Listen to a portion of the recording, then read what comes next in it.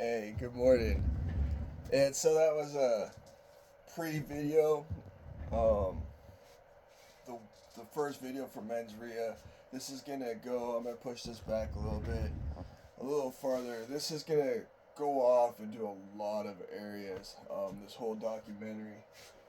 We're gonna go. This is Men's Ria, um, part two, and establishing guilt. Um, Establishing probable cause. Let me see if I can. Oh, right here. Establishing probable cause. Um, I know that yesterday, or in the other video, video one, we had both. Um, this is about Stephen Kirkland and the raft. Um, we had both the setups, the police setup and the Signal Creek campground setup. So we'll put the police and the Signal Creek campground setup.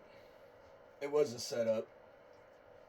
Um, we'll go into Tim McKillicuddy, the prosecution, his all of what he's done to try to cover up that I was a setup. We'll go later on in the documentary. We'll also go on to Judge Stevens in the indictment. After the indictment hearing into the arraignment, him saying that if it was a setup, it has to be on record as a setup. Like, that was a red flag for me. Like, yeah. Anyways, yeah, they put like he's not under investigation. There's no investigation going on. That kind of stuff. Like, yeah, definitely investigation going on. But today, what we're going to touch on is the mens rea, the guilt. Remember yesterday or the last one, the Clorox bleach. Gotta hide it, put it away. To just grabbing it, using it. I mean, we can. What's good about this is is the debate on it, whether it's guilty or not guilty. And this is what we're gonna get on today is the philosophy. And so, the Republican and Democrat, the difference between philosophy and facts. And this is actually in our criminal justice classes too. The more conservative view, the more conservative to the more liberal, um, to the more liberal view, and it's good to understand both. I'm not sitting here trying to bash down Democrats and liberals, because the Signal Creek setup is like an extreme bad example. You know what I'm saying? So it makes that viewpoint look like trash. Compared to the setup, the police setup viewpoint with the setup car. You know what I'm saying? And if you guys didn't notice, you're thinking in your minds, entrapment. And so in another video, we'll go into what defines entrapment, enticing, everything like that. What has to be involved in the elements of entrapment, stuff like that. The Alaska state statute for entrapment says a police officer has to be directly involved with the setup for there to be an element of entrapment. The debate would be, well, since the police officer testified that he didn't know of the raft being in the creek when he was in trial, that he just went to the AST. Because if the prosecution is involved, does his prosecutorial immunity bar that entrapment element?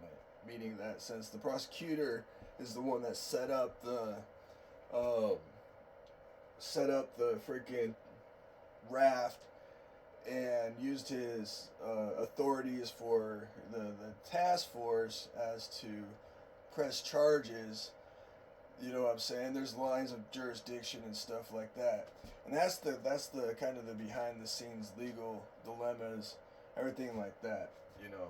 And so yesterday I said when I walked by, you know, saw the raft in the creek, you know what I'm saying? They couldn't establish mens rea because of all of these elements going on this side. You know what I'm saying? All these guilty elements, you know. And so the philosophy on whether I was guilty or not, right? And I see the raft in the creek, and I'm just like, and seeing that raft in the creek to me is just like seeing this bottle of bleach in that creek, right? It is a piece of garbage in the creek that needs to get out of there.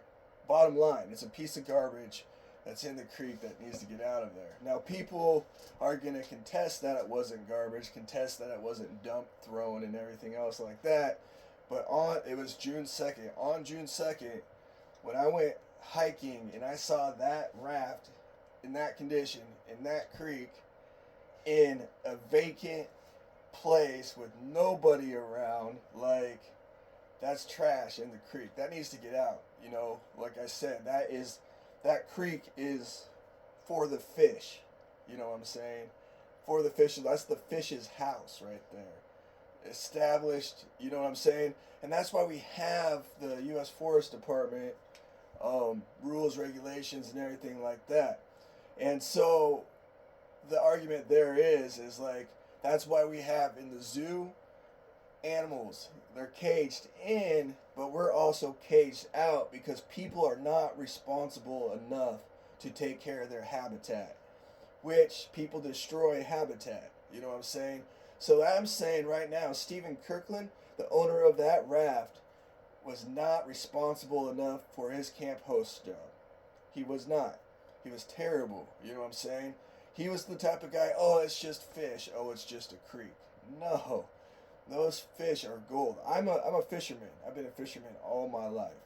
I came up here to Alaska commercial fishing, you know, and we're going to go on what this type of damage to these creeks has done to the salmon population in another episode of the documentary. So these are all pre-episodes. I'm going to watch these, edit them out, refine them, everything like that, and come with something big.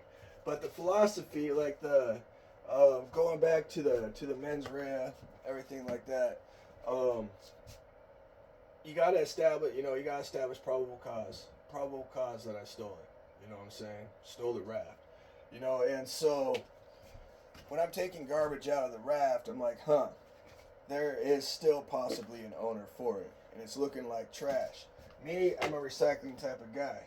And what I wanted to do is be like, wash that trash up and be like, here, you don't leave this in the creek like that. You know, as for it being a freebie, you know, you want to say, oh, you know, a freebie, you know what I'm saying? Look, a free raft, you know what I'm saying? The first when you see it, you know, that is what people are going to see. That's the enticement part of it, you know, a freebie. And that's what they're playing off of. Oh, they thought it was a freebie, you know. And we'll get in that too for the enticement part of it. You know, they purposely put it all like that as to where someone would think it was a freebie in the forest department, in the Forest Service. You know, like, oh, someone left their backpack on the trail. That's a freebie. What's in it? You know what I'm saying? Like, yeah, and that's what I said on camera, on the body camera too. Oh, look, I need a raft. And there's a reason why I said that on the body camera. I knew that I was being recorded on the body camera. It was my first time, you know, dealing with an issue like this. Leslie Trofa, the lady that helped me, called her son to help me get the raft. She said she was going to call the police department, the forest department, and let them know that she had the raft on the property, you know. And when she told me that night, I'm like, she's not gonna. But there's elements that I've left out purposely as to bring all of this up to this point. You know, when I was on body camera, I wanted to put something in there so I can give the prosecution a way of bringing it to trial. Thinking that he's got everything to bring this to trial. And so I said, hey, when I was on the body camera, I told the officer, like, yeah, I was out there hiking. I'm like, oh, look, I could use a raft. You know what I'm saying? I said it in a sarcasm way, sarcastic way. But I was like, that right there, what I just gave them right there was what the prosecution can use as a probable cause. I could use a raft, and all this is circumstantial, and it's moot. It's very moot.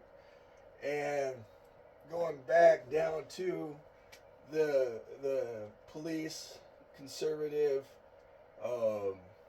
theft, to where the guy, he steps in the car, you got probable cause. You got probable cause. He wanted something for himself, right? And we'll go back over here for the probable cause. Probable cause. Wanted something for myself. Oh look, I could use a raft.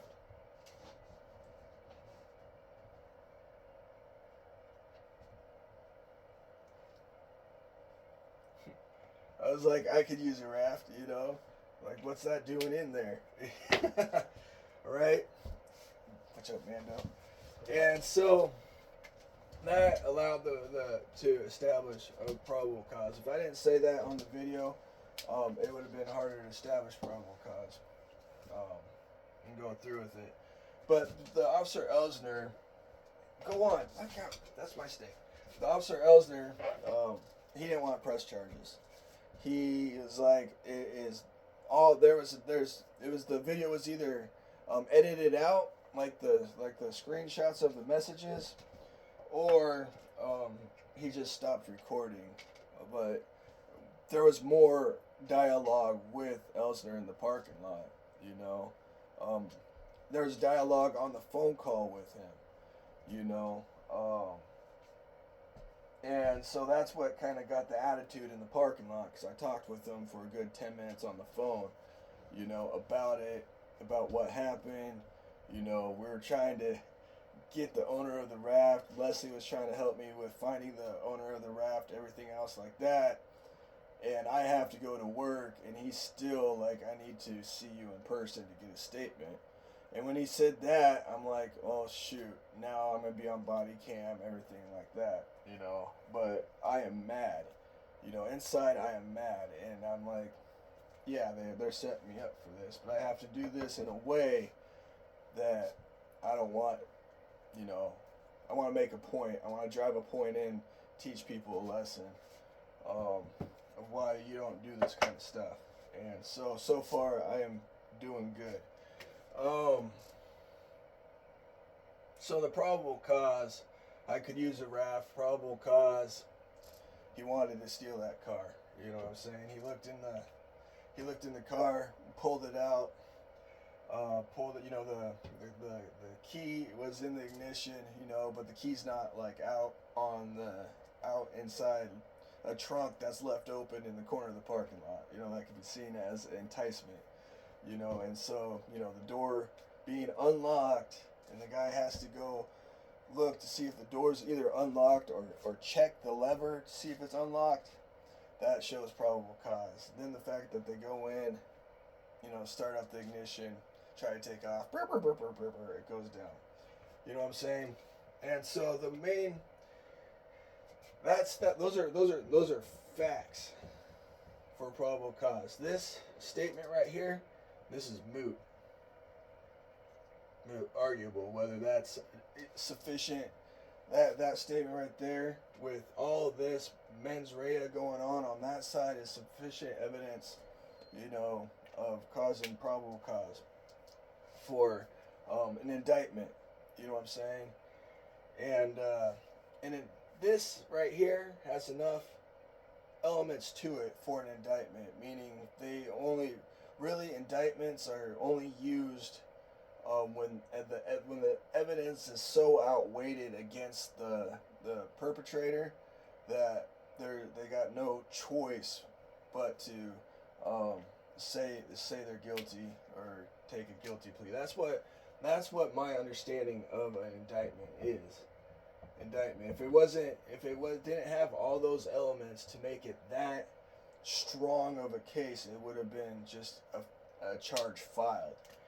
But they're saying, the prosecutor, Tim McKillicuddy, is saying he had all those elements to make this into an indictment. Like, there was no way I could not be guilty.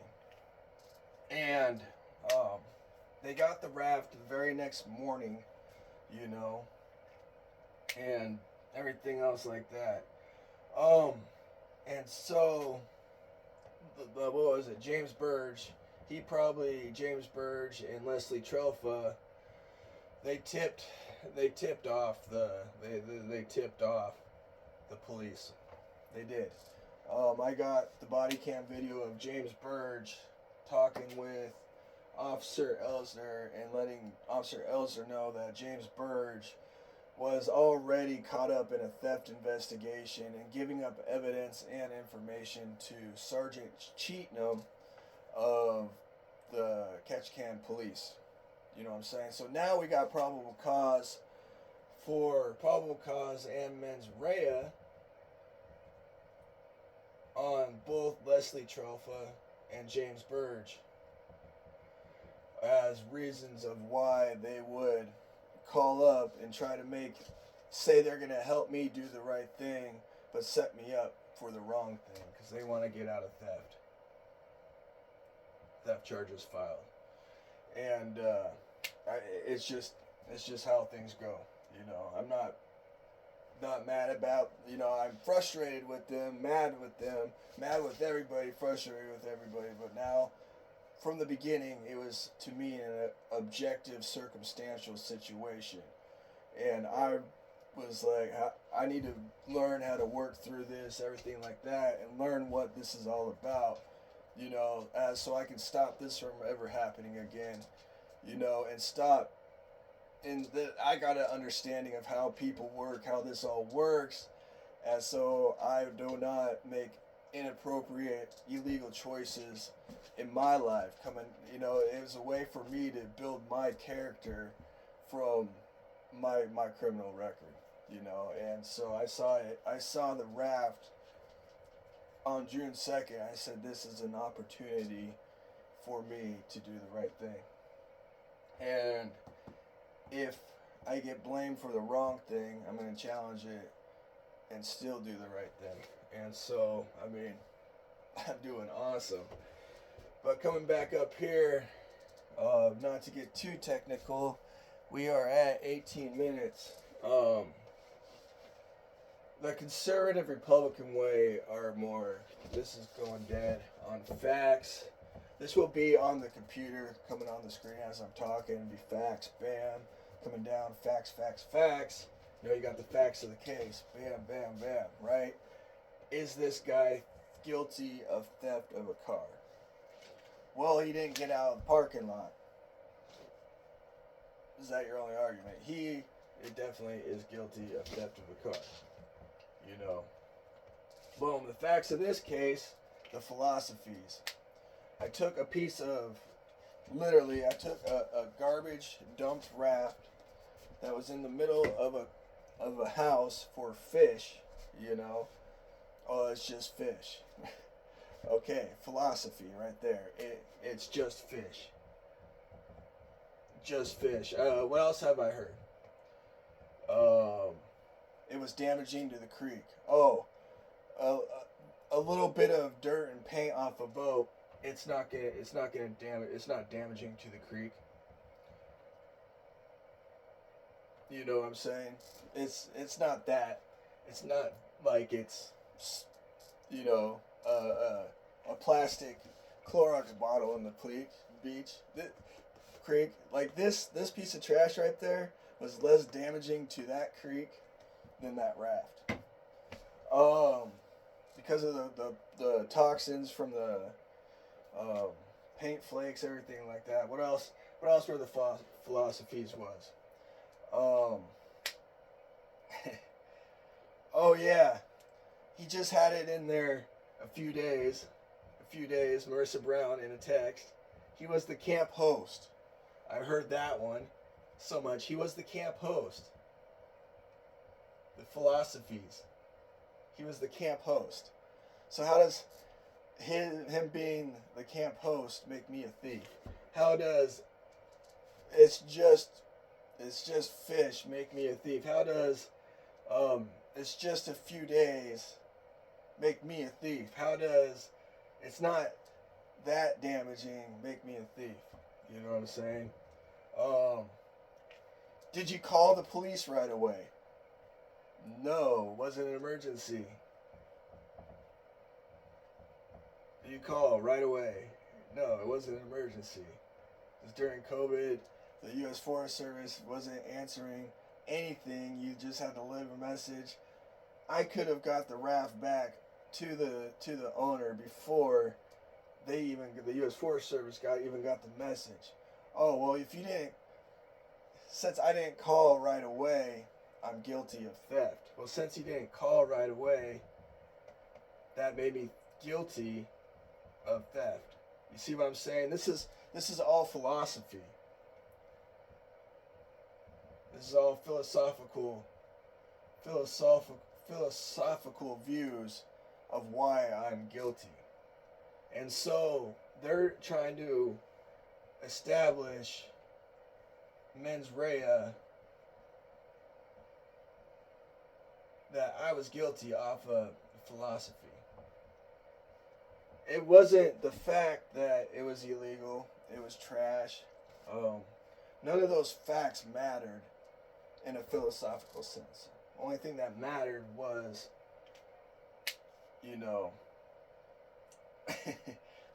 what they believed I should have done to take care of it. I've heard things of the philosophy. You should have left it in the parking lot. Should have left it in the parking lot there. Well, since I didn't leave it in the parking lot in the forest department at the campground, so the raft had no numbers on it. This is the funniest argument ever with people. And so many people, I don't even argue with them, and they're calling me the fool. Well, a fool, they're talking to a fool, you know what I'm saying? Well, who's fooling who? I'm the fool's fool, But, the mirror image, you put it in the parking lot, so you just take trash that's dumped in the creek. It's inflated. So what? Those things hold air for years. You take the trash out of the creek. Then what? You just put it in the parking lot, right? And I know that the definition of abandonment. The definition of abandonment is still the item. The item is basically left by a person, and the person's no longer taking responsibility for a property they're supposed to be responsible for. And that's how I view abandonment. And that's why I say, when I saw that raft, it was abandoned, meaning that I recognized that there was an owner to the property. I explained to people that. Philosophy. Well, if it was abandoned, you should have left it. Philosophy. It wasn't yours to touch. You know what I'm saying? It wasn't your job to take out. Actually, it was my job. We'll get on that too. In another episode of what's it called? Just common law. Common law, common stuff. If you take the common good law, kind of right now, but if you take an item in the store, you got it's not stealing, right? It's not stealing. You take an item in the store, it's not stealing, because you're either going to pay for it or you're good faith laws. You're either going to pay for it or you're going to put it back or you're going to leave it in the store. And so because of good faith laws, You know, those good faith laws are for us to act in public. You know, and they're basically saying, do the right thing. You're gonna do the right thing. Do those good faith laws apply to the witnesses or anybody involved with that raft or the raft owner? Are they acting in good faith? You know, that's my philosophy on it. Were they acting in good faith from the start? You know, and so that's where then we got the appeal. You know, there's a lot of elements to this. Like I said, it's a prequel, not to get too far off track. Misrepresentation. You know, how is the public defender, when all this is going on, the public defender saying it's not the laws that they broke, it's not what they did wrong, it's whether you had the intent to steal the raft. What that did was just killed any defense and put it all on me. You know, I am literally, how the courtroom is supposed to work is I don't have to prove my innocence. They have to prove I'm guilty. And by the public defender taking all that away, you know, now I have to prove my innocence. You know what I'm saying? And so, because they all knew, she knew that because of all this, you know, it making it really hard to prove that I was guilty. You know, and so they took away that, and they went on the philosophy of, well, if it's not yours, you don't touch it, which is a common thing up here in Alaska. And it's a common thing down there where I'm from in Washington State too. And we'll go over, if it's not yours, don't touch it. You know what I'm saying? What that entails. Meaning, it's not my job, right? If I see trash on the road, leave the trash there because it's not my job to pick up. Actually, the good faith, I am required as a citizen, even with my criminal history, I am required, if I see somebody that's hurt, lying on the street, I am required to call the cops, call the paramedic, to go get help. You know, do I want to get involved is the question. Is it going to hurt me? Is it going to hurt my life? You know, is it going to put me in danger if I get involved with this hurt person? You know what I'm saying? But common law, and I gotta get the right things on it, says that if I see something going wrong, like if I see somebody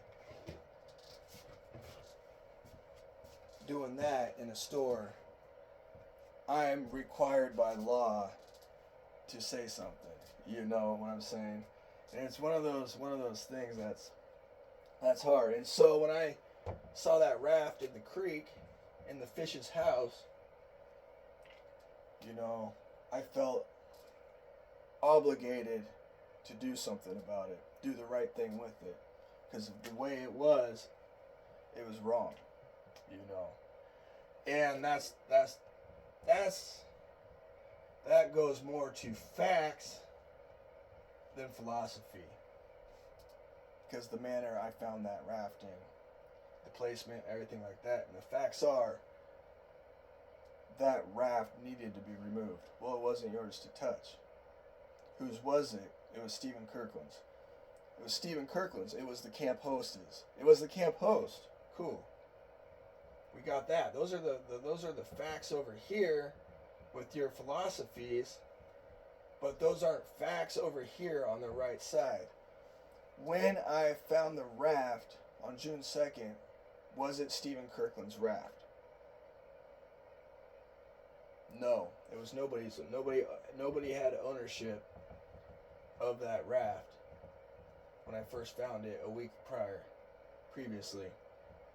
Facts. And that's a fact. That's not a philosophy. That's a fact. Nobody owned that raft. Nobody could go into that creek, look through the bushes, see that raft in the middle of the creek and say, hey, look, I know that raft's owned by Stephen Kirkland, the camp host.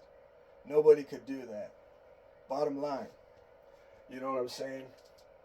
And so, I mean, that's what the philosophies are. people's, people's common beliefs about anything. Well, if I left my raft in the creek illegally, I wouldn't want somebody to take it. They're a thief. You know what I'm saying? And that's what the prosecution played on to win this case. It had nothing to do with protecting the creek, protecting the salmon. Had nothing to do with laws, integrity. Had nothing to do with any of that. All it had to do with is the extreme liberal sense of philosophy. And we'll also get into prosecutorial immunity. The prosecutor is able to break the rules of professionalism. And we'll talk about rules of professionalism. The prosecutor is able to allow witnesses to adopt false statements. And so that if a witness adopts a false statement from the prosecutor, the witness is no longer in threat of perjury. But what does that do to the witness's character and them as a person? Stephen Kirkland was allowed to talk to 2 jury members, which I have on video, during trial. We had a recess for lunch, and he sat in the hallway in the 4th floor lobby and ate lunch with 2 of the jury members. And that kind of thing. And we'll go through, all that. Boom. And this is Ketchikan. This is not Alaska as a whole. So I wouldn't take this as all of Southeast Alaska. Although there is issues up here in Alaska, for the most part, the communities that I go into, this trails up into Juneau, follows me all the way through. There's also been key players that have told me it's going to follow me no matter where I go. This stuff's going to keep happening. It's followed me up here to Fairbanks, stuff like that. But it is a huge learning curve. I've been fighting with the armor of God.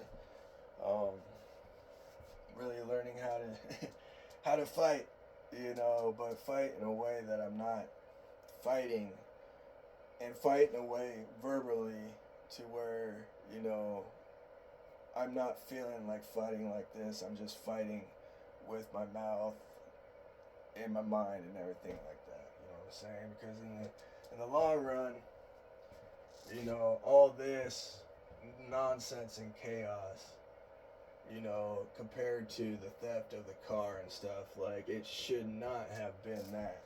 I could have brought back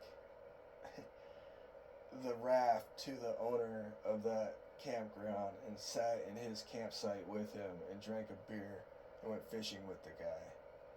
But that guy, that camp host, testified on the stand that he stored that raft illegally in the creek, knowing it was his job to help protect those fish from those kind of actions, so he can drag his raft up and down the creek. He literally testified. I got the records right here. Got him in one of these packets. It's not the verbatim printout of what he said in court and trial, but it's the overall, the quick one. I'm gonna get the verbatim one, but he said he drug his raft up and down the creek, destroying fish habitat, to his campground, so he can go out and drink beer with his dog. You know what I'm saying? Oh, the philosophy. The jury loved that one. Yeah, wouldn't that be cool to go to the campground at the U.S. Forest Service with the creek where it's habitat, where we can just sit there and watch spawning salmon and not destroy the creek and just enjoy life? Nah, it would be better if we could just put our boat in that creek, drag it up and down, screw the fish, and drink beer. Like, you know what I'm saying? This is why they have in zoos and stuff like that forest parts that close down to people because people just aren't responsible enough to have the willingness and the self-control to stay off of something they should be staying off of to protect something else. Oh, it's just fish. It's just a plant. You know what I'm saying? And these are grown adults acting like this. But this is stuff that the camp host was supposed to be teaching people how to do. Teaching kids how to do. Like, you know, the kids that were with Stephanie Brissett and her sister probably was Marissa Brown. Stephen Kirkland was the guy that was supposed to tell the kids why his raft should not be in the creek. What was wrong with that? Patrol Officer Captain Elsner, from what I talked with him on the phone, that Captain Elsner, he would have told those kids why you shouldn't have rafts like that in the creek, ever. And we'll get into the Officer Thompson, too. All of that later on. But anyways, part 2 of Mens Rea, the philosophies, everything like that. Like, I'm not sitting here trying to prove I'm not guilty. I'm guilty, trying to prove I'm guilty. Trying to prove I'm not guilty. I'm not sitting here trying to prove I'm innocent. I'm just sitting here standing up and doing the right thing. Boom. Can't fuck with it. Excuse my language. Y'all stay blessed. A fool's journey coming out here after the appeal.